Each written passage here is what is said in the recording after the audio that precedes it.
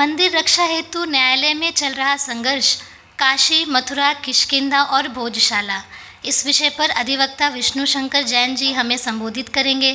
वैसे तो उनके परिचय की आवश्यकता नहीं है, हम सभी उनसे परिचित हैं, फिर भी सर्वोच्च न्यायालय में कार्यरत विष्णु शंकर जैन जी प्रखर हिंदुत्ववादी अधिवक्ता योद्धा हैं, हिंदू फ्रंट फॉर जस्टिस के प्रवक्ता हैं। धर्म रक्षण के लिए आपने अनेक अभियोग लड़े हैं। ताजमहल हिंदुओं का तेजो महालय है, इस विषय पर न्यायालय में आपने अभियोग भी प्रविष्ट किया है। साथ ही श्री राम जन्मभूमि के लिए अपने पिताजी पूजनीय अधिवक्ता हरिशंकर जैन जी के साथ न्यायालयीन संघर्ष किया। मथुरा में श्री कृष्ण जन्मभूमि, काशी में ज्ञानवापी एवं मध्य प्रदेश में भोजशाला मुक्ति संग्राम हेतु आप कार्यरत हैं। मैं विष्णु जी से विनती करती हूँ कि हमारा मार्गदर्शन करें।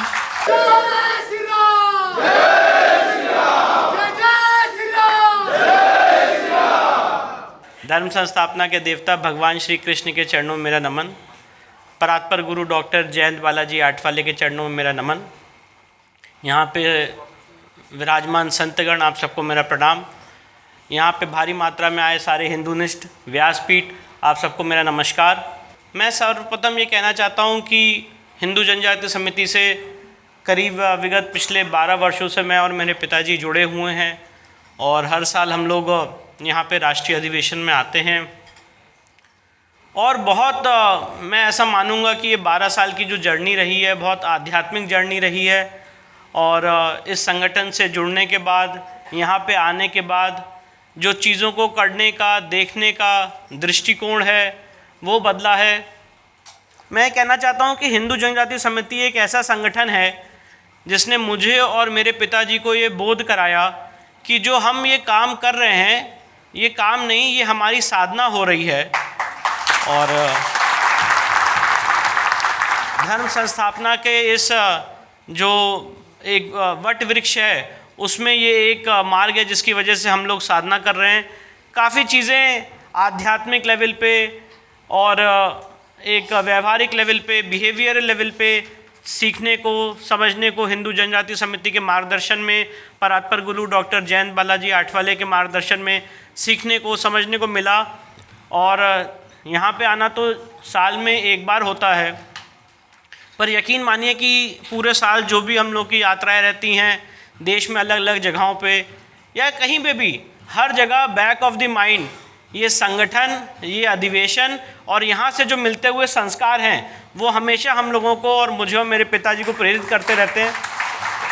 तो मैं ये ज़रूर कहना चाहूँगा कि जो लोग आज इस अधिवेशन में पहली बार आए हैं या जो पहले भी आए हैं, ये एक बहुत ही दिव्य काम हो रहा है और यहाँ से बहुत सारी चीज़ें हम लोगों को सीखने की, समझने की ज़रूरत है। जो संस्कार यहाँ पे मिल रहे हैं, ये एक मॉडल है हम सारे हिंदूवादियों के लिए, जो ये बताता है कि एक हिंदू ऑर्गेनाइजेशन कैसे फंक्शन कर सकती है और कैसे एक आध्यात्मिक लेवल पे अगर आप काम करते हैं तो बिना किसी डिफ़िकल्टी के आप उस काम को अचीव कर सकते हैं।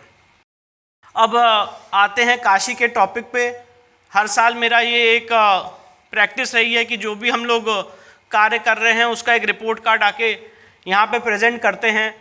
तो पिछले साल जो डेवलपमेंट्स हुए थे काशी के केस में वो आपके सामने रखे थे और यहाँ से जाने के बाद उसी तरह से हम लोग काशी के केस में लगे रहे। मैं कुछ थोड़ा सा बैकग्राउंड बताना चाहता हूँ यहाँ पे अपने विषय को रखने के लिए। और वो बैकग्राउंड ऐसा है कि आप सब जानते हैं कि ज्ञानव्यापी के केस में ज्ञानव्यापी की क्या इम्पोर्टेंस है, क्या महत्वता है हिंदू समाज के लिए। मैं उन सारे चीज़ों में नहीं ले जाऊंगा आपको क्योंकि एक समय की मर्यादा है। पर सबसे महत्वपूर्ण बात यह है, ये फैक्ट हम सब लोगों को जानने की, समझने की ज़रूरत है कि विगत 30 सालों से ज्ञानव्यापी का केस सिर्फ इसी डिबेट में फंसाया गया कि ये प्लेसेस ऑफ वर्शिप एक्ट से बाधित है कि नहीं है, वक्फ एक्ट से बाधित है कि नहीं है। तो जब 2020 में हम लोगों ने मुकदमा फाइल किया था सुप्रीम कोर्ट के जजमेंट के बाद, तो इस लीगल रिसर्च के बाद से मुकदमा फाइल किया था कि जैसे कि अभी यहाँ पे सर ने भी बताया कि Hindu deity is a perpetual minor और माइनर के द्वारा आप केस फाइल कर सकते हैं। ये बात सुप्रीम कोर्ट ने भी राम मंदिर के केस में होल्ड की है। तो इस मुकदमे को कोर्ट में फाइल किया गया और सबसे इम्पॉर्टेंट बात यह है, सितंबर 2022 में जजमेंट आया जिसमें ये होल्ड किया गया डिस्ट्रिक्ट कोर्ट द्वारा कि ये case places of worship act और वफ एक्ट से बाधित नहीं है। उसके खिलाफ अंजुमन इंतजामिया इलाहाबाद हाई कोर्ट गया। इलाहाबाद हाई कोर्ट में भी 31 मई को हम जीते और ये बात होल्ड हुई कि ये प्लेसेस ऑफ वर्शिप एक्ट वफ एक्ट से बाधित नहीं है। इससे मामला सुप्रीम कोर्ट में विचाराधीन है। उसके बाद जो एडवोकेट कमीशन की वहाँ कार्रवाई हुई थी 6, 7 मई, 14, 15, 16 मई 2022 को वहाँ पे शिवलिंग बरामद हुआ था और ये एक सबसे बड़ा मैं कहूँगा टर्निंग पॉइंट था इस पूरे केस का, क्योंकि एक देवता वहाँ पे जो बराबर बात कही जाती थी कि देवता वहाँ पे विराजमान हैं, और जब सर्वे हुआ तो वहाँ पे जो शिवलिंग बरामद हुआ वो एक सबसे बड़ा टर्निंग पॉइंट था। उस शिवलिंग को हमने उसी समय सील करवाया 16 मई 2022 को। वो सीलिंग का ऑर्डर सुप्रीम कोर्ट ने भी इंटैक्ट रखा 11 नवंबर 2022 को। ये सारी चीज़ें चलती रहीं, पर जो सबसे क्लिंचिंग पॉइंट था वो शिवलिंग का मिलना था। और हम लोगों ने कोशिश, अपनी लीगल कोशिश ये की कि शिवलिंग की ASI जांच करवाई जाए। जब हमने सबसे पहले एप्लीकेशन दी कि शिवलिंग की ASI जांच हो, क्योंकि मैं आपको ये बताना चाहता हूँ जो शिवलिंग हमें बरामद हुआ था ये इस तथाकथित मस्जिद के फर्स्ट फ्लोर पे बरामद हुआ था, और हमारा ऐसा मानना है उस शिवलिंग को प्रथम दृष्टिया देखते हुए, और आप लोगों ने भी उसको यूट्यूब पर अलग अलग माध्यम से देखा होगा कि ये शिवलिंग बहुत नीचे तक जा रहा है। तो हमारा ये था कि शिवलिंग का पूरा स्वरूप जो है ये पता करना बहुत ज़रूरी है, क्योंकि ये ठीक जो नंदी भगवान आज वहाँ पे विराजमान हैं उनसे ठीक सामने ये शिवलिंग है। 83 फीट की दूरी है जो नापा गया है। 83 फीट की दूरी पे ठीक उसके सामने ये शिवलिंग विराजमान है, और इसकी जो पूरा स्वरूप है, मूल स्वरूप है, इसको जानने की बहुत ज़रूरत है। उसी समय एक वर्ग उठा जिसने, मैं ऐसा मानता हूँ कि बहुत बड़ी कॉन्स्पिरेसी थी, जिसमें ये बोला गया कि अगर ये शिवलिंग की ASI जांच करी जाएगी तो ये शिवलिंग को क्षति पहुंच जाएगी। और हमारा जो ये मांग थी शिवलिंग की ASI जांच की, ये 14 अक्टूबर 2023 को ऑनरेबल डिस्ट्रिक्ट कोर्ट वाराणसी ने रिजेक्ट कर दी। इसके बाद हम इस मांग के खिलाफ इलाहाबाद हाई कोर्ट गए। इलाहाबाद हाई कोर्ट में काफ़ी डिटेल्ड हियरिंग हुई और इलाहाबाद हाई कोर्ट ने ASI से जवाब मांगा कि आप ये बताइए कि क्या ये शिवलिंग की जाँच आप इसको बिना क्षति पहुँचाए कर सकते हैं।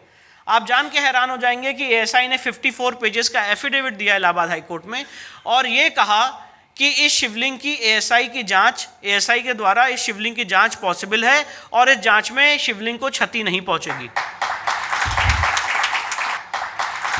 इलाहाबाद हाई कोर्ट ने ASI की इस एफिडेविट के आधार पर आदेश पारित किया और ये कहा कि शिवलिंग की ASI जांच होनी चाहिए।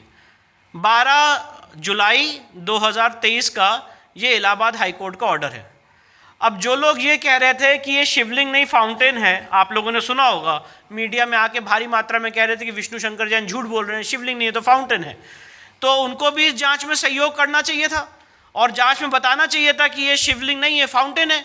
पर आप जान के हैरान हो जाएंगे कि 12 मई 2023 का ऑर्डर था। इस आदेश के खिलाफ अंजुमन इंतजामिया सुप्रीम कोर्ट पहुंचा और सुप्रीम कोर्ट से कहा कि इस जांच को स्टे कर दिया जाए, और 19 मई 2023 को कोर्ट वेकेशंस के लिए बंद हो रही थी, सुप्रीम कोर्ट ने जांच पे रोक लगा दी, स्टे कर दिया, और अभी वो मामला सुप्रीम कोर्ट में विचाराधीन है, लंबित है।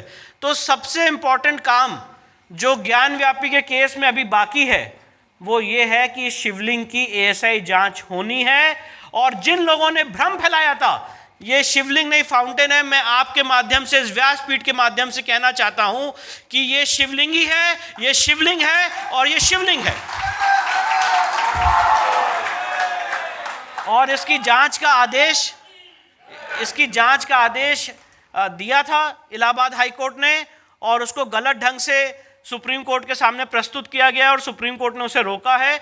तो हमारी अगली मांग ज्ञानव्यापी के केस में यही है कि उस शिवलिंग, जहाँ पे शिवलिंग बरामद हुआ है, उस वजू टैंक की, वहाँ पे उसकी ASI जांच होनी चाहिए कि पता लगे कि ये वजू कर कहाँ पे रहे थे और क्या उस शिवलिंग को खंडित किया गया है कि नहीं किया गया है, उसके ऊपर चक्री रखी गई है कि नहीं गई है। ये सारी बातें इसलिए बहुत ज़रूरी हैं कि लोग सवाल पूछते हैं कि भाई आप मंदिर को रेस्टोर करने के लिए क्यों लड़ाई लड़ रहे हैं, वहाँ पे हॉस्पिटल बना दीजिए, कॉलेज बना दीजिए।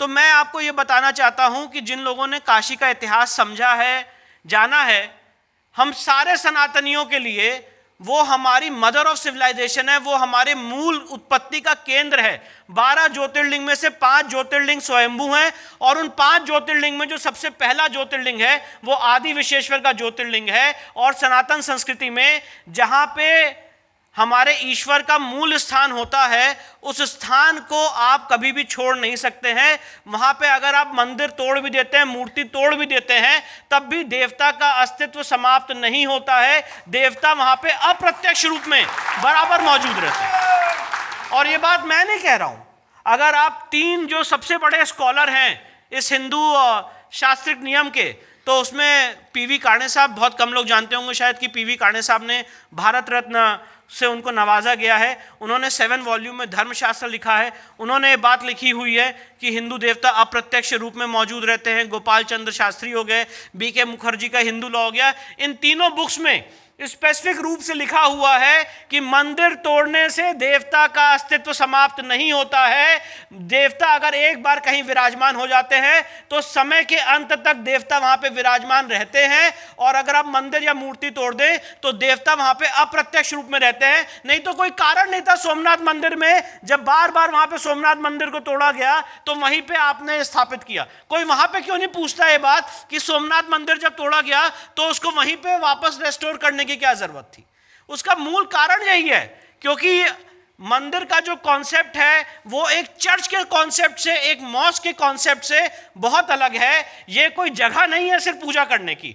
मंदिर जो है जहां पे देवता की स्थापना होती है वो जगह अपने आप में दिव्यता से भर जाती है। इसलिए अगर आप देवता की मूर्ति तोड़ भी दे उसके बाद भी वहां पे देवता का अस्तित्व समाप्त नहीं होता है। और ये बात सुप्रीम कोर्ट ने राम मंदिर के केस में एक उदाहरण दिया।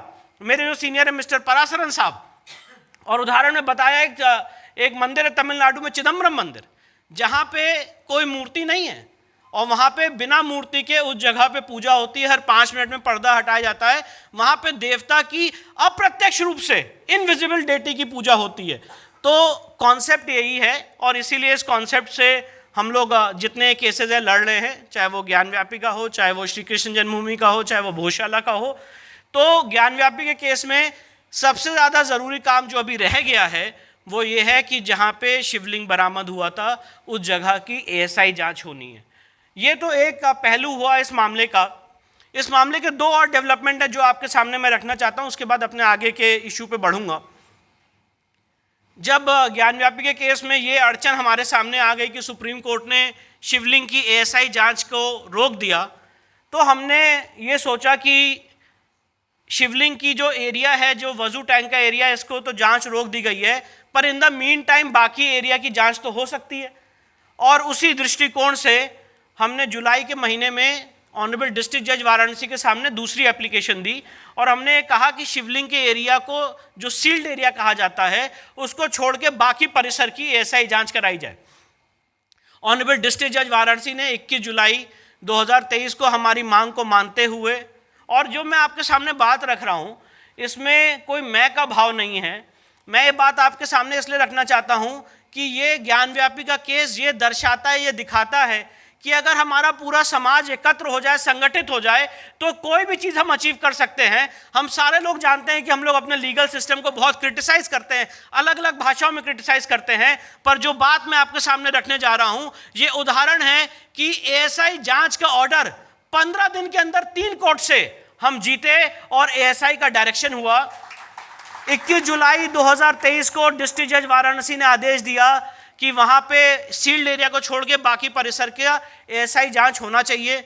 इस आदेश के खिलाफ मैं आप लोग को याद होगा 24 जुलाई मंडे का दिन था, ASI की जो स्पेशल टीम थी वहां पहुंच चुकी थी और संडे को मीटिंग करके सारे लोगों से सुबह 7 बजे से 24 जुलाई को ASI की जो कार्रवाई है वो चालू हो गई। एक बड़ा फिर से जिसे कहते हैं शॉकिंग चीज़ हुई कि वाराणसी से दिल्ली की दूरी है 800 किलोमीटर और वाराणसी से प्रयागराज की दूरी है 100 किलोमीटर। और अगर आप सब जानते हैं, यहाँ पे लॉयर्स भी मौजूद हैं, कि अगर डिस्ट्रिक्ट कोर्ट के किसी निर्णय को आपको चैलेंज करना होता है तो आप उसको हायर कोर्ट में चैलेंज करते हैं, जो कि हाई कोर्ट में चैलेंज करना होता है। पर अंजुमन इंतजामिया का जो लीगल सिस्टम है वो डिफरेंट है। उन्होंने फिर से डिस्ट्रिक्ट कोर्ट के ऑर्डर को सीधे सुप्रीम कोर्ट में चुनौती दी और 24 जुलाई को सुप्रीम कोर्ट में बिना कोई कागज के, विदाउट इवन अ पिटिशन, इस मामले को सुप्रीम कोर्ट में चुनौती दी गई और कहा गया कि जो एएसआई है वो वहां पे फावड़ा लेके जा रही है और हमारे स्ट्रक्चर को तोड़ देगी, जबकि डिस्ट्रिक्ट कोर्ट के ऑर्डर में लिखा हुआ था कि स्ट्रक्चर को बिना डैमेज किए हुए ये जांच होगी। और एएसआई कभी भी जब जांच करती है तो एएसआई किसी स्ट्रक्चर को तोड़ती नहीं, एएसआई की जांच से हमेशा स्ट्रक्चर संरक्षित होता है। पर एक दूसरी थ्योरी दी गई कि एएसआई ये स्ट्रक्चर तोड़ने जा रही है। सुप्रीम कोर्ट ने 2 दिन के लिए स्टे लगाया और अंजुमन इंतजामिया को कहा कि 26 जुलाई 2023 से पहले 5 बजे से पहले आप अपनी याचिका इलाहाबाद हाईकोर्ट में लगाइए और इलाहाबाद हाईकोर्ट इस मामले की सुनवाई करेगा अर्जेंट बेसिस पे। इलाहाबाद हाईकोर्ट में अंजुमन इंतजामिया ने 25 तारीख को शाम को 4 बजे याचिका लगाई। 25 तारीख को शाम को 4 बजे इलाहाबाद हाईकोर्ट के चीफ जस्टिस ने स्वयं इस मामले को सुनना शुरू किया। 25, 26 और 27 तारीख को इलाहाबाद हाईकोर्ट में इस मामले की डिटेल्ड हियरिंग हुई और उसके बाद इलाहाबाद हाईकोर्ट ने इस मामले में अपना फैसला सुरक्षित रखा। 3 अगस्त को सुबह 10 बजे इलाहाबाद हाईकोर्ट ने अपना फैसला सुनाया और ये होल्ड किया कि जो डिस्ट्रिक्ट जज वाराणसी का ऑर्डर है ये सही है और वहाँ पे जो एएसआई का सर्वे है ये जारी रहना चाहिए और इस सर्वे में किसी प्रकार की कोई खुदाई नहीं होगी। खुदाई का जो एक डिगिंग का जो पार्ट था, एक्सकेवेशन का जो पार्ट था, उस पर इलाहाबाद हाईकोर्ट ने रोक लगाई। इस आदेश के खिलाफ जो सुबह 10 बजे पारित किया गया था, अंजुमन इंतजामिया के लोग 2 बजे सुप्रीम कोर्ट पहुंच गए। 2 बजे हम भी सुप्रीम कोर्ट में मौजूद थे। 2 बजे से लेकर 3 अगस्त को रात के 10 बजे तक सुप्रीम कोर्ट में दोनों लोग मौजूद रहे और उनकी डिमांड ये थी कि सुप्रीम कोर्ट आज ही इस मामले की अर्जेंट सुनवाई करे। बहरहाल इस बार सुप्रीम कोर्ट ने रात में अपने द्वार नहीं खोले और इस मामले की सुनवाई अगले दिन सुबह 4 अगस्त को हुई। 4 अगस्त को सुप्रीम कोर्ट ने भी ये होल्ड किया कि जो इलाहाबाद हाई कोर्ट का ऑर्डर है वो सही है और ये एएसआई सर्वे होना चाहिए। इसके बाद इस 15 दिन, यही मैं आपको बता रहा था, 21 तारीख से लेकर 4 अगस्त तक 3 कोर्ट से एएसआई का ऑर्डर हम जीते और इस 90 दिन का उसके बाद एएसआई ने सर्वे किया और एएसआई का जब सर्वे की रिपोर्ट आ गई तब एक दूसरा खेल शुरू हुआ कि अब ये सर्वे, पहला खेल ये था, मैं आपको ये भी बताना चाहता हूँ, जब एएसआई सर्वे करना शुरू किया एएसआई ने तो चीज़ें मिलने लग गई, क्योंकि जो वहाँ का सच है वो सच है, उसको आप छुपा नहीं सकते हैं, उसको आप दबा नहीं सकते हैं। और जब चीज़ें मिलने लग गई तो अंजुमन इंतजामिया कोर्ट पहुँचा कि विष्णु शंकर जैन और उनके जितने याचिकर्ता हैं, उनकी टीम है, उनको रोक दिया जाए मीडिया में बताने से कि अंदर क्या मिल रहा है। बहरहाल कोर्ट ने, और बहुत ज़्यादा एक लॉ एंड ऑर्डर की सिचुएशन ग्राउंड पे स्थित हो गई थी, उत्पन्न हो गई थी। बहरहाल कोर्ट ने रोक लगाई कि जो भी सर्वे के दौरान मिल रहा है उसके बारे में आप कोई लोगों को नहीं बताएंगे, जबकि ये अनयूजुअल था। बहरहाल कोर्ट ने इस पर रोक लगाई। अब जब सर्वे की रिपोर्ट आ गई तो उसके बाद एक दूसरी कवायद शुरू हुई ये देखने की कि ये रिपोर्ट कैसे भी करके सील्ड कवर में ही रहे और ये पब्लिक ना हो और ये लोगों के सामने ना आए। बहुत बड़ी एक जिसे कहते हैं कवायद की गई। और जब 24 जनवरी को सेंट्रल गवर्नमेंट ने, केंद्र सरकार ने, एएसआई ने रिपोर्ट कोर्ट के सामने सबमिट की तो हमने उसकी सर्टिफाइड कॉपी अप्लाई की। 25 जनवरी को रात के करीब 9 बजे इस रिपोर्ट की कॉपी हमें मिली और उसी समय तुरंत मैं ये बात आपके सामने कहना चाहता हूँ कि उस रिपोर्ट को हमने लोगों के सामने सार्वजनिक कर दिया, क्योंकि ये केस सिर्फ मेरा नहीं है, हमारे आप सबका है। आपका भी उतना हक है जानने का कि एएसआई की उस रिपोर्ट में क्या लिखा हुआ। और मैं आपको बताना चाहता हूं कि 90 दिन के इस एएसआई के सर्वे में भारी मात्रा में हिंदू देवी देवताओं की मूर्तियां मिली हैं। अलग अलग लैंग्वेजेस में वहाँ पे काफ़ी स्ट्रक्चर्स मिले हैं। एक तो ऐसा पत्थर मिला है, जैसे कोई चोर अगर चोरी करता है ना तो हमेशा कुछ सबूत छोड़ जाता है। तो यहाँ पे एक पत्थर मिला है इस परिसर के अंदर, जिसमें जो ये कहते थे कि ये औरंगजेब ने नहीं बनाया है, ये अकबर ने बनाया है और ये दीन इलाही के लिए है। तो वहीं पे एक पत्थर मिला है जिसका ओरिजिनल फोटोग्राफ भी एएसआई के पास है, जो ये बताता है कि औरंगजेब के ज़माने में ही बना हुआ है और मंदिर तोड़ के बना है। एएसआई ने ये भी कहा है अपनी इस रिपोर्ट में कि जो ये स्ट्रक्चर है इससे पहले यहाँ पे एक भव्य लार्ज प्री एग्जिस्टिंग स्ट्रक्चर हुआ करता था। ये सारी बातें जो हम कहना चाह रहे थे कि ज्ञानव्यापी का जो परिसर है ये कोई एक मस्जिद परिसर नहीं है, इससे पहले भारी मात्रा में एक हिंदू स्ट्रक्चर एग्जिस्ट करता था। ये बात एएसआई ने अपनी रिपोर्ट में रखी है और राम मंदिर से ज़्यादा बेटर शब्दों में, राम मंदिर से और बेटर कॉम्प्रिहेंसिव रिपोर्ट इस बार आर्कियोलॉजिकल सर्वे ने कोर्ट के पटल पे रखी है। तो ये जो एएसआई का काम था बाकी परिसर का, वो संपूर्ण हो चुका है। जो चीज़ बची है वो है शिवलिंग की एएसआई जांच, और मुझे लगता है आगे आने वाले समय में अगर ईश्वर ने चाहा तो वो जांच भी पूरी होगी, क्योंकि पता लगना बहुत ज़रूरी है कि ये शिवलिंग है कि फाउंटेन है, क्या हमने झूठ बोला है या अंजुमन इंतज़ामिया झूठ बोल रही है। दूसरी एक और इम्पॉर्टेंट डेवलपमेंट हुआ कि जब ये एएसआई का सर्वे का पूरा काम चल रहा था 90 दिन का, तो जो हमारी आप देखिए कितना बड़ा कंट्राडिक्शन है। शबरीमाला के केस का भी यहाँ पे जिक्र किया गया, और शबरीमाला में जितने लोग थे उन्होंने आर्ग्यूमेंट किया कि यहाँ पे जो महिलाएं हैं उनको भी प्रवेश करने देना चाहिए। ज्ञान व्यापी के केस में जो हमारी 4 महिला याचिकाकर्ता थी, मैं आपके सामने बहुत जिम्मेदारी से कहना चाहता हूँ, डिस्ट्रिक्ट कोर्ट के ऑर्डर के बाद, हाई कोर्ट के ऑर्डर के बाद, सुप्रीम कोर्ट के ऑर्डर के बाद, जहां स्पेसिफिक ऑर्डर था कि सर्वे में वो अंदर जा सकती हैं, भाग ले सकती, पार्टिसिपेट कर सकती हैं, 90 दिन के सर्वे में 4 महिला याचिकाकर्ताओं को, और इनफैक्ट जो एएसआई के टीम के लोग थे जिनमें महिलाएं थी, पुलिस के जो लोग थे जिनमें महिलाएं थी, किसी को भी इस मस्जिद के अंदर जाने नहीं दिया कोर्ट के ऑर्डर के बाद, और ये बोला गया कि आप इसके अंदर नहीं आ सकती हैं, जबकि वो अपनी जुडिशियल ड्यूटीज परफॉर्म कर रही थी। और एक इंसिडेंट ऐसा हुआ, इसके मैं रूपरेखा इसलिए रख रहा हूं क्योंकि आगे जो हमने काम किया है बहुत इंपॉर्टेंट है। अगर आप लोगों ने ज्ञानव्यापी परिसर देखा होगा तो जो नंदी भगवान के ठीक सामने एक वहाँ पे उसे कलोकियल लैंग्वेज में तहखाना कहते हैं, एक्चुअली वो ग्राउंड फ्लोर पे ही एक कमरा है जिसे व्यास जी का तहखाना बहुत ही पिछले 100, 150, 500 सालों से व्यास जी के तहखाने के रूप में ही जाना जाता है। तो उस तहखाने की हिस्ट्री ऐसी है कि वहाँ पे जो व्यास परिवार है वो वंशावली के अनुसार पिछले 500 सालों से पूजा पाठ करता चला आ रहा था। नवंबर-दिसंबर 1993 में जो मुलायम सिंह गवर्नमेंट थी, उन्होंने बिना किसी रिटन ऑर्डर के, बिना किसी लिखित ऑर्डर के व्यास परिवार को उस तहखाने से डिस्पोजेस कर दिया। मैं ये तहखाने की आपको लोकेशन दोबारा समझाना चाहता हूँ। नंदी भगवान के ठीक सामने, जो हम आज नए मंदिर परिसर में नंदी भगवान देखते हैं जो ज्ञानव्यापी मस्जिद की तरफ रुक करके बैठे हुए हैं, उनके ठीक सामने ये तहखाना है। इस तहखाने में नवंबर-दिसंबर 1993 तक पूजा पाठ होती रहती थी। इस पूजा पाठ को एक राज्य सरकार ने अपनी पावर का दुरुपयोग करते हुए रोक दिया था और वो पूजा पाठ रुकी रही।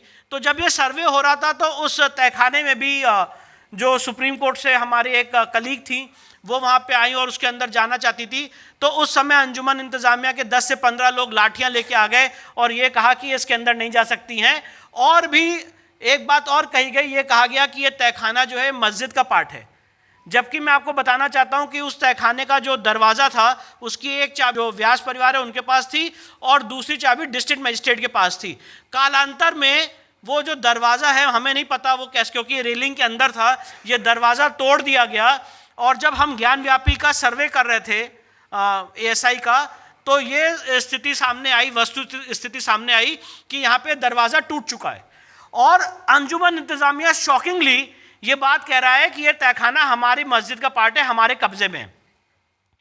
तो इस स्थिति में हमने शैलेन व्यास, जो व्यास परिवार के नाती हैं, उनकी तरफ से डिस्ट्रिक्ट कोर्ट वाराणसी में याचिका लगाई और याचिका में ये मांग की कि यहाँ पे हम बराबर पूरी वंशावली दी पिछले 500 साल की, और ये बताया कि हम यहाँ पे बराबर पूजा पाठ करते चले आ रहे हैं और इस तहखाने में कभी भी कब्जा हो सकता है। इसलिए यहाँ पे रिसीवर ऑर्डर 40 सीपीसी में व्यवस्था है कि कोर्ट रिसीवर नियुक्त कर सकती है, इसलिए यहाँ पे रिसीवर नियुक्त किया जाए और यहाँ पे जो पूजा पाठ चली आ रही थी, जो रोकी गई है, उस पूजा पाठ को शुरू किया जाए। मैं बहुत आपको इस केस का एक और दूसरा बहुत इंपॉर्टेंट पहलू बताना चाहता हूँ। तो ये जब पिटिशन ऑनरेबल डिस्ट्रिक्ट जज साहब के सामने लगी थी तो इसकी सुनवाई हुई 25 तारीख को, 25 जनवरी 2024 को। तो उस दिन क्योंकि जैसे कि मैंने आपको बताया कि ज्ञानव्यापी की एएसआई की रिपोर्ट आई थी, तो उस दिन इस मामले की सुनवाई टल गई और डिस्ट्रिक्ट जज महोदय ने इस मामले की सुनवाई 29 तारीख को रखी। इससे पहले मैं आपको ये भी बताना चाहता हूँ कि डिस्ट्रिक्ट जज महोदय इसमें already receiver district magistrate Varanasi को नियुक्त कर चुके थे 17 जनवरी 2024 को, और डिस्ट्रिक्ट मैजिस्ट्रेट वाराणसी ने 24 जनवरी 2024 को वहाँ पे इस तहखाने को अपने कब्जे में ले लिया था। तब तक कोई शोर शराबा, कोई हो हल्ला नहीं हुआ। उसके बाद जो पूजा के अधिकार की हमारी मांग थी कि इस तहखाने में व्यास परिवार बराबर पूजा पाठ कर रहा है, इसको शुरू किया जाए। इसकी सुनवाई हुई 29 जनवरी को अंजुमन इंतजामिया ने कोर्ट के सामने तर्क दिया कि आज हमारे वकील साहब की तबीयत खराब है, इस मामले को टाल दीजिए। ये बात इसलिए कही गई क्योंकि डिस्ट्रिक्ट जज साहब 31 जनवरी को रिटायर हो रहे थे। तो जज साहब ने इस मामले की सुनवाई 30 तारीख को लगा दी, अगले दिन 30 जनवरी को। और 30 जनवरी को दोनों पक्षों को सुनने के बाद, डिटेल्ड हियरिंग करने के बाद 31 जनवरी 2024 को ऐतिहासिक फैसला दिया और ये कहा कि व्यास परिवार का जो तहखाना है वहाँ पे जो डिस्ट्रिक्ट मजिस्ट्रेट कलेक्टर हैं वो इमीडिएटली पूजा पाठ शुरू करें, 7 दिन के अंदर वहाँ पे पूजा पाठ शुरू करें। ये इस केस का बहुत ही एक इम्पॉर्टेंट और अहम फैसला है। और आप जान के, हम सब लोग जानते हैं कि 7 दिन का समय दिया गया था राज्य सरकार को फैसले को इम्प्लीमेंट करने के लिए। 6 घंटे के अंदर राज्य सरकार ने फैसले को इम्प्लीमेंट कर दिया और 31 जनवरी को ही वहाँ पे पूजा पाठ शुरू हो गई। अब ये बात इसलिए आपको बताना बहुत ज़रूरी है क्योंकि जो लोग कहते हैं कि ज्ञानव्यापी एक मस्जिद है, तो ये कैसी मस्जिद है जिसके ग्राउंड फ्लोर पे पूजा हो रही थी और अब शुरू हो चुकी है? और ये कैसी मस्जिद है जिसका धार्मिक स्वरूप एक हिंदू मंदिर का है? तो ये बात और ये जो ऑर्डर है, ये इस केस में बहुत बड़ा एक मील का पत्थर है। जैसे राम मंदिर के केस में जब 6 दिसंबर 1992 की घटना हुई थी, उसके बाद उस समय इलाहाबाद हाई कोर्ट ने 1 जनवरी 1993 को यह कहा था कि भगवान राम संवैधानिक पुरुष हैं और वहां पे पूजा पाठ होनी चाहिए और भगवान राम की तत्काल पूजा पाठ कराई जाए। उस जजमेंट का ये आज परिणाम है कि हम 9 नवंबर 2019 का दिन देख पा रहे हैं। मैं ये बात आपके सामने कह रहा हूं कि इस 31 जनवरी 2024 के निर्णय का ये परिणाम होगा कि एक दिन ज्ञानव्यापी में हम लोग दोबारा पूजा पाठ कर पाएंगे।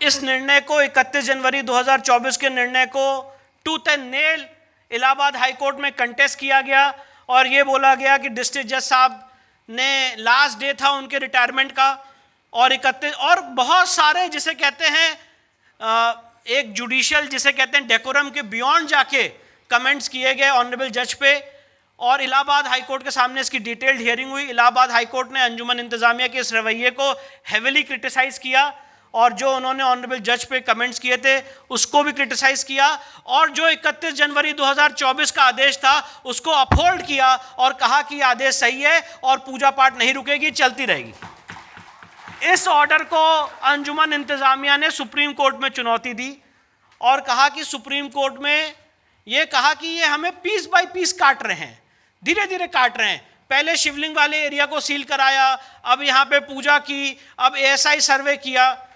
अरे भाई, जब आप ये कह रहे हैं कि ये ज्ञानव्यापी मस्जिद है और हम ये कह रहे हैं कि ये ज्ञानव्यापी मंदिर है, तो इसकी जांच तो होनी है। सिर्फ एक आदमी के कह देने से कोई जगह मस्जिद तो हो नहीं जाएगी। सुप्रीम कोर्ट ने भी उस पूजा पाठ के जो ऑर्डर था लोअर कोर्ट का और हाई कोर्ट का, उस पर रोक नहीं लगाई, पर सुप्रीम कोर्ट ने ये कहा है कि अब इस प्रॉपर्टी पे स्टेटस को रहेगा जब तक कोई फर्दर ऑर्डर नहीं हो जाते हैं। तो अभी ज्ञानव्यापी के केस की स्थिति यहाँ पे है और जून का महीना ऐसा होता है जहाँ पे डिस्ट्रिक्ट कोर्ट में सुनवाई नहीं होती है, वेकेशन पे रहती है डिस्ट्रिक्ट कोर्ट। तो जुलाई के महीने में केस लगा हुआ है 6 जुलाई को और मुझे लगता है कि थोड़ी सी चीज़ें रह गई हैं। उसके बाद इस केस में ज़्यादा दूर नहीं है हम लोग विजयश्री से। मैं जो अपने लीगल एक्यूमेंट से दिन देख पा रहा हूँ और आपके सामने बहुत स्ट्रांगली ये बात कहना चाहता हूँ, ASI की जो रिपोर्ट आई है उसको पढ़ने के बाद ये बात कहना चाहता हूँ कि वो दिन दूर नहीं है जब हम ज्ञानव्यापी का केस जीतने जा रहे हैं। और जो छत्रपति शिवाजी महाराज की आखिरी इच्छा थी कि ज्ञानव्यापी मुक्त हो, वो दिन बहुत जल्दी आने वाला है जब ज्ञानव्यापी अंजुमन इंतजामिया के अवैध अतिक्रमण से मुक्त होने वाली है। इसी श्रृंखला में मथुरा श्री कृष्ण जन्मभूमि का केस भी बहुत रफ्तार उसने पकड़ी हुई है। आप सब जानते हैं कि कोई भी केस अगर आपको उत्तर प्रदेश में देवता के अधिकार के लिए दाखिल करना होता है तो वो सिविल जज सीनियर डिवीजन के यहाँ दाखिल करना होता है। तो मथुरा श्री कृष्ण जन्मभूमि का केस हम लोगों ने कोर्ट के सामने बात रखी। CPC में एक प्रोविजन है section 24 of the civil procedure code, जिसमें हाई कोर्ट को पावर है कि वो किसी भी केस को अपने पास मंगा सकती है ओरिजिनल ट्रायल के लिए। राम मंदिर का केस भी गोपाल सिंह विशारद ने 1950 में फैज़ाबाद की डिस्ट्रिक्ट कोर्ट में फाइल किया था, पर इस केस की नेशनल इंपॉर्टेंस को समझते हुए इलाहाबाद हाई कोर्ट ने 1989 में इस मामले को अपने पास ओरिजिनल ट्रायल के लिए मंगाया था। तो उससे दो चीज़ें होती हैं। पहली बात, जो स्टेज है वो कट जाती है, क्योंकि आप सिविल जज सीनियर डिवीजन के ऑर्डर के खिलाफ अपील करते हैं डिस्ट्रिक्ट कोर्ट में, फिर हाई कोर्ट जाते हैं, फिर सुप्रीम कोर्ट जाते हैं, तो 4 टियर सिस्टम हो जाता है। तो वो जो 2 टियर सिस्टम है, वो जो 4 टियर सिस्टम है उसमें से 2 टियर कर्टेल हो जाते हैं और त्वरित जल्दी हियरिंग होती है। तो हमने सेक्शन 24 में एप्लीकेशन डाली थी कृष्ण जन्मभूमि के केस को लेकर, और ये बात कही थी कि इस देश में अगर कोई राष्ट्र अध्यक्ष आता है तो सबसे पहले हम उनको गीता भेंट करते हैं, पर जो योगेश्वर श्री कृष्ण हैं जिन्होंने गीता का हम सारे लोगों को ज्ञान दिया, आज उनकी जन्मभूमि से जुड़ा हुआ मुद्दा है, जिसमें मथुरा की लोअर कोर्ट में ये केस कभी सॉल्व नहीं हो पाएगा, इसलिए इसका original trial Allahabad high court करे। इलाहाबाद हाई कोर्ट ने हमारी मांग को मानते हुए 26 मई 2023 को इस मामले को अपने पास मंगा लिया ओरिजिनल ट्रायल के लिए। और इलाहाबाद हाई कोर्ट में जब इस मामले का ओरिजिनल ट्रायल हुआ तो हमने सबसे पहले ये कहा कि जो शाही ईदगाह मस्जिद है इसका एडवोकेट कमीशन द्वारा सर्वे होना चाहिए। आप सब जानते हैं एडवोकेट कमीशन का जो सर्वे होता है ये नॉन इन्वेजिव सर्वे होता है। कोर्ट अपॉइंटेड एडवोकेट कमिश्नर्स मौके पर जाते हैं, जैसे ज्ञान व्यापी में गए, और उस जगह की जो वस्तु स्थिति होती है उसके बारे में कोर्ट को रिपोर्ट करते हैं। उसमें ना कोई खुदाई होती है, ना किसी भी तरह का स्ट्रक्चर को कोई डैमेज होता है। इलाहाबाद हाई कोर्ट ने हमारी इस मांग को मानते हुए एडवोकेट कमीशन के सर्वे का आदेश पारित कर दिया, और एडवोकेट कमीशन का ये आदेश इंप्लीमेंट ना हो सके इसके खिलाफ शाही ईदगाह मस्जिद सुप्रीम कोर्ट पहुंची और ये कहा कि प्लेसेस ऑफ वर्शिप एक्ट और वफ एक्ट से ये केस बाधित है और एडवोकेट कमीशन का ये सर्वे नहीं हो सकता है। एडवोकेट कमीशन के सर्वे में क्या क्या चीज़ें मिलेंगी ये अभी मैं आपके सामने नहीं बता सकता हूं, पर मैं आपके सामने बहुत जिम्मेदारी से कहना चाहता हूं कि कृष्ण जन्मभूमि के केस में हम ये साबित कर देंगे कि शाही ईदगाह मस्जिद कोई ईदगाह मस्जिद नहीं है, ये क्लियर केस ऑफ इंक्रोचमेंट है। और जब वहाँ पे सर्वे होगा तो भारी मात्रा में वहाँ पे हिंदू देवी देवताओं और हिंदू संस्कृति के चिन्ह मिलने जा रहे हैं।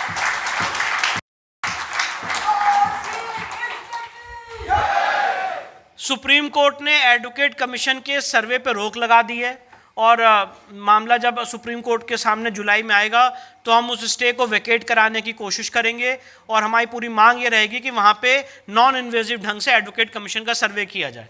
इन द मीन टाइम जो शाही ईदगाह मस्जिद के आर्गूमेंट्स थे प्लेसेस ऑफ वर्शिप एक्ट के और वफ एक्ट के, उसके ऊपर इलाहाबाद हाई कोर्ट में करीब फरवरी से लेके इस मई तक सुनवाई हुई। 4 महीने लगातार हियरिंग हुई ऑनरेबल कोर्ट के सामने, जिसे सीपीसी में कहते हैं ऑर्डर 7 रूल 11 मेंटेनेबिलिटी के ऊपर।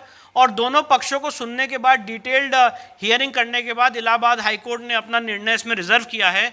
मुझे पूरी उम्मीद है, मैं आपके सामने बात रखना चाहता हूं कि जब जुलाई में कोर्ट खुलेगा आप सब लोग ये सुनेंगे, और एज अ पेटिशनर्स काउंसिल मुझे आपके सामने कहने में मेरा ये यकीन और बोलना चाहता हूं कि मेंटेनेबिलिटी का जो इशू है कृष्ण जन्मभूमि के केस में ये भी हम जीतेंगे, और कोर्ट ज़रूर ये होल्ड करेगा कि ये जो केस है प्लेसेस ऑफ वर्शिप एक्ट, वफ act, specific relief act, limitation act से बाधित नहीं है, और ये केस चलने लायक योग्य है। 18 ऐसी याचिकाएं हैं, ओरिजिनल सूट हैं जो कृष्ण जन्मभूमि को लेकर इस समय इलाहाबाद हाई कोर्ट में पेंडिंग है, और सारे लोगों ने डिटेल्ड रूप से अपना तर्क और अपना तथ्य हाई कोर्ट के सामने रखे हैं।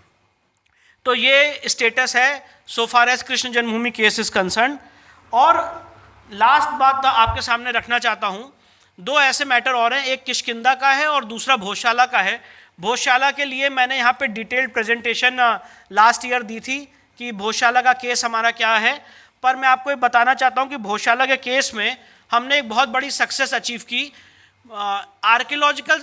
और एक बात और रखना चाहता हूँ, एक वर्ड यूज्ड है प्लेसेस ऑफ वर्शिप एक्ट 1991 में, और एक शब्द यूज्ड है, सेम वर्ड यूज्ड है प्लेसेस ऑफ वर्शिप एक्ट 1991 में और archaeological survey of India act 1958 में। इन दोनों एक्ट के सेक्शन 4 में और सेक्शन 16 में एक शब्द यूज्ड है, और वो शब्द है रिलीजियस कैरेक्टर। तो इलाहाबाद हाईकोर्ट ने ज्ञान व्यापी के केस में एक ऐतिहासिक फैसला दिया है 19 दिसंबर 2023 को, जिसमें इलाहाबाद हाईकोर्ट ने ये होल्ड किया है कि प्लेसेस ऑफ वर्शिप एक्ट धार्मिक स्वरूप तय करने की आज़ादी देता है। ये बहुत बड़ा जजमेंट है जो इलाहाबाद हाईकोर्ट ने 19 दिसंबर 2023 को होल्ड किया है, क्योंकि जितने लोग हम लोग जहाँ पे इस तरह के केसेस की बात कर रहे हैं और जहाँ पे भी मंदिर मुक्ति के केसेस की बात होती है, दो ऐसे कानून हैं जो हम लोगों के सामने आते हैं।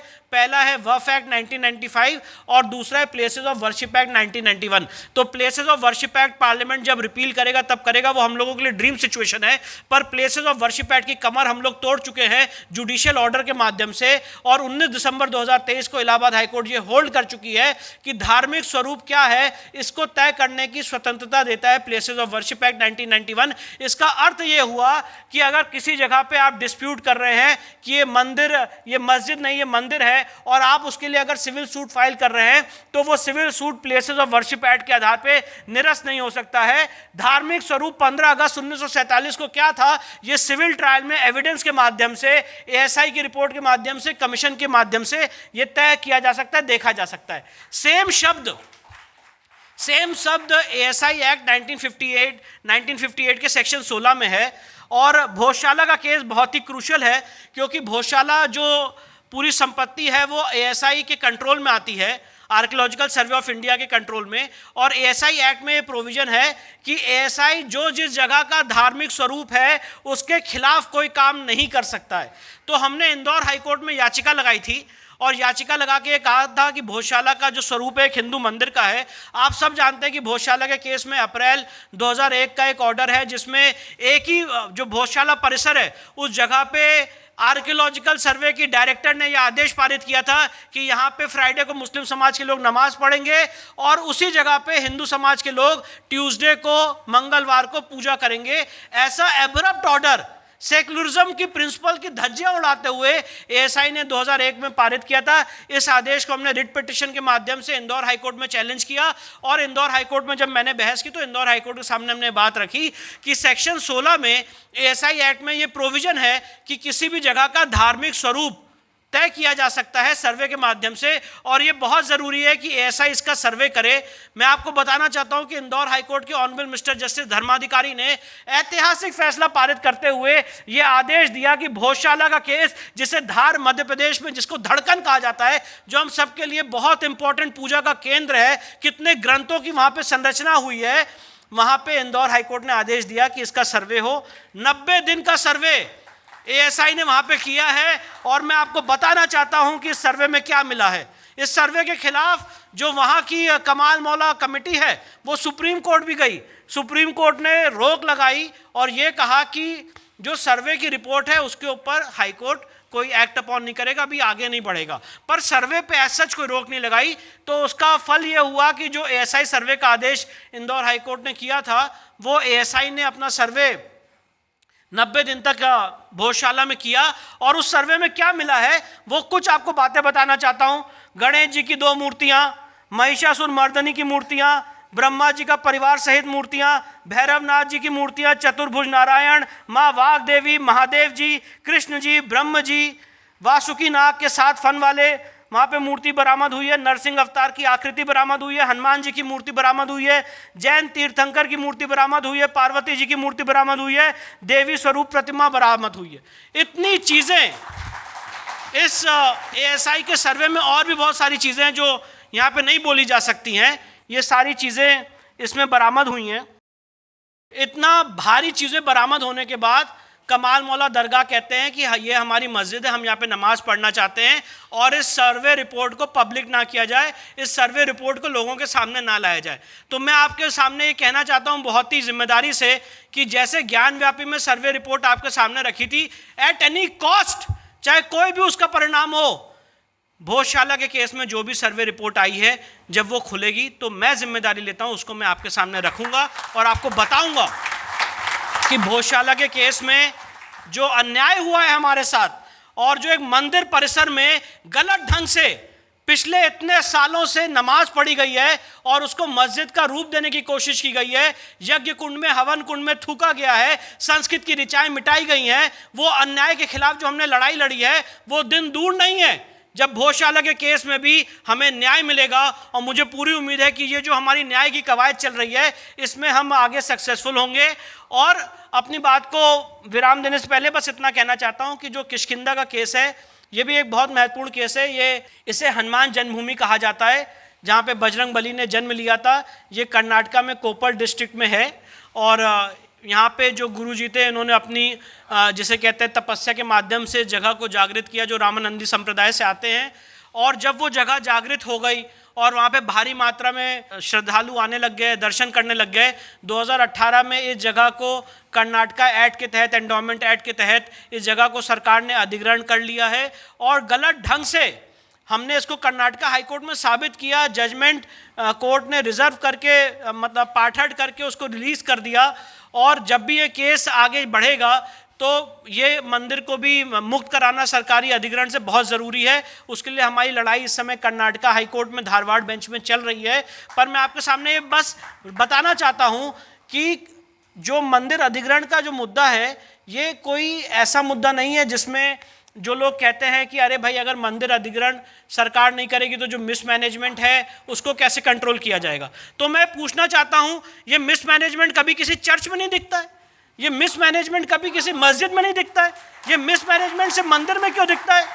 और जो बहुत बड़े इस देश के बुद्धिजीवी हैं, अगर आप बात करेंगे तो कहते हैं मंदिर अधिग्रहण का जो मुद्दा है उस पर कहते हैं कि सरकार का अधिग्रहण जरूरी है, नहीं तो अगर हिंदुओं के हाथों में आएगा तो मिसमैनेजमेंट हो जाएगा। तो मिसमैनेजमेंट तो चर्चेज में भी हो रहा है। मैं हजारों जजमेंट दे सकता हूं जहां पे चर्च में भारी मात्रा में मिसमैनेजमेंट हो रहा है, आज तक किसी सरकार ने उसको एक्वायर करने की हिम्मत नहीं की। कितने ऐसे दरगाह हैं जहां पे मिसमैनेजमेंट हो रहा है, आज तक कभी किसी सरकार ने एक्वायर नहीं किया। सिर्फ और सिर्फ मंदिर का मिसमैनेजमेंट कैसे दिखता है? और मंदिर का जो, जैसे कि अभी यहाँ पे सर ने बताया, बहुत सही बात कही इन्होंने कि शिरूर मठ के केस में ये सुप्रीम कोर्ट ने मैंडेट दिया है कि आप मंदिर को एक्वायर नहीं कर सकते हैं, पर सुप्रीम कोर्ट के जजमेंट के खिलाफ अलग अलग राज्यों में एंडोमेंट एक्ट पारित करके मंदिर को अधिग्रहण किया जा रहा है। और ये अधिग्रहण में होता क्या है? सबसे इंपॉर्टेंट बात, जो मंदिर के पुजारी हैं वो पिक्चर से बाहर हो जाते हैं, और जो भी आपके पास डोनेशन आ रहा है उसका जो आप बोलते हैं, जो सरकार बोलती है वो मानना पड़ता है। क्योंकि जो वहाँ के पुजारी हैं जिन्होंने पूजा पाठ कर रहे थे, जब आपने उनको वहाँ मंदिर से बाहर फेंक दिया तो कोई बताएगा कैसे कि मंदिर में आप मिसमैनेजमेंट कर रहे हैं? और ये सारी जगह, ये जितने मंदिर सरकार एक्वायर करती है, अगर आप इसमें नोटिस करेंगे, ये उन्हीं मंदिरों को एक्वायर करती है जहाँ पे भारी मात्रा में डोनेशन आ रहा है। कभी ऐसे मंदिर को सरकार एक्वायर नहीं करती कि इस मंदिर को हम रिहैबिलिटेट कर दें। उदयपुर में जो एकलिंग जी का मंदिर है, जहां महाराणा प्रताप के इष्ट देवता हैं, उससे ठीक 5 किलोमीटर दूर एक मंदिर है, सास बहू का मंदिर। वो आज जीर्ण शीर्ण अवस्था में पड़ा हुआ है। वहां पे लोग जाते हैं, वेडिंग फोटोग्राफी कराते हैं, पर उस मंदिर की रिहैबिलिटेशन के लिए कोई बात नहीं हो रही है। मैं यहाँ पे धन्यवाद देना चाहता हूँ माननीय सरस्वत जी को। उन्होंने कल बहुत ही डिटेल्ड प्रेजेंटेशन दी थी कश्मीर के बारे में, और वो आप सब लोगों को देखनी चाहिए। उन्होंने बहुत ज़बरदस्त इसमें रिसर्च की है, ग्राउंड पे जाके, स्पॉट्स पे जाके। तो जो मंदिर हैं जो आज जीर्ण शीर्ण अवस्था में पड़े हुए हैं, उसको सरकार रिहैबिलिटेट नहीं कर रही है, पर जिन मंदिरों पे डोनेशन आ रहा है उसको भारी मात्रा में एक्वायर किया जा रहा है, और जो वहाँ के मुख्य पुजारी हैं उनको वहाँ से बाहर फेंका जा रहा है। और जो लोग वहाँ पे अर्चक शास्त्र भी नहीं जानते हैं, वहाँ के पुजारी देवता का शास्त्र भी नहीं जानते, अपने माध्यम से गलत ढंग से पुजारी अपॉइंट करके मंदिर को कंट्रोल किया जा रहा है। तो ये एक बहुत ड्रैकोनियन काम है जिसके खिलाफ सुप्रीम कोर्ट में याचिका लगी हुई चल रही है। पर समाज के रूप में भी मंदिर अधिग्रहण के खिलाफ हम लोग को एकजुट होकर आवाज उठाना बहुत जरूरी है।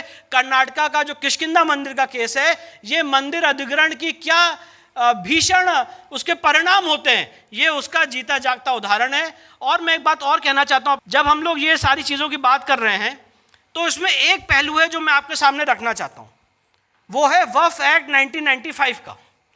हम सारे लोग जानते हैं कि सुप्रीम कोर्ट का एक जजमेंट आया था रमेश गोविंदराम के केस में, जिसे अगर मैं उसका साइटेशन भी यहाँ पे आपके सामने रख देता हूँ, 2010 8 SCC पेज 726।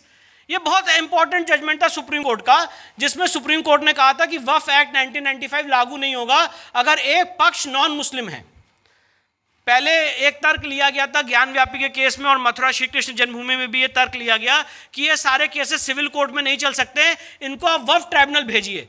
और इन सारे तर्कों को हमने मीट आउट किया, काउंटर किया, ये बोल के कि ये सिविल कोर्ट से हटके वक्फ ट्राइब्यूनल में नहीं जाएंगे, क्योंकि रमेश गोविंदराम, जो मैंने आपको साइटेशन बताई 2010 8 SCC पेज 726, इसमें ये होल्ड किया है कि अगर एक पार्टी नॉन मुस्लिम है तो ये वक्फ ट्राइब्यूनल में नहीं जाएगा। पर जो यहाँ पे अभी सर ने बात कही, बहुत इंपॉर्टेंट बात कही सर ने, कि सारे जजमेंट्स को पढ़ना बहुत ज़रूरी है।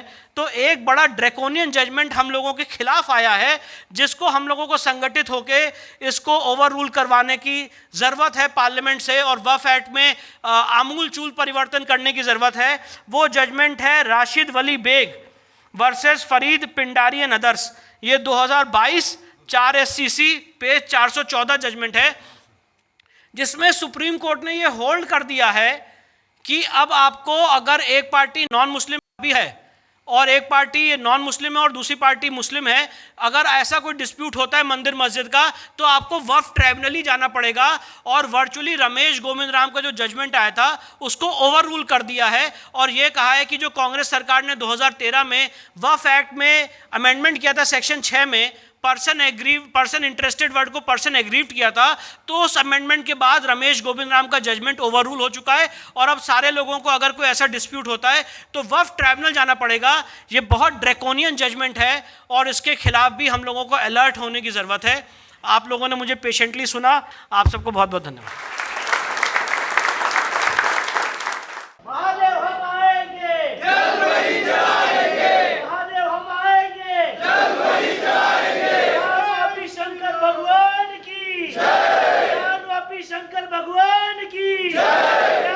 शंकर भगवान की जय। हरे हरे हरे हरे। नमस्कार। अधिवक्ता विष्णु जैन जी को हमने सबने सुना।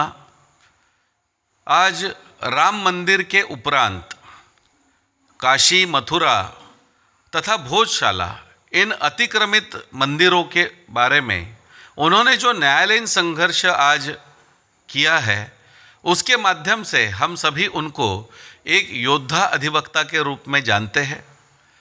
आज न्यायालय के मार्ग से भी हमारे मंदिर पुनः प्राप्त कर सकते हैं, इस दृष्टिकोण से उन्होंने जो संकल्प लिया है, उस संकल्प को निश्चित रूप से सफलता मिलेगी ही। हम सभी को इस दृष्टिकोण से उनका समर्थन करना चाहिए, और हमारे जो मंदिर जो प्राप्त होंगे वो पुनर्वैभव को पहुँचे, इस दृष्टिकोण से हम सभी ने सहयोग देना चाहिए।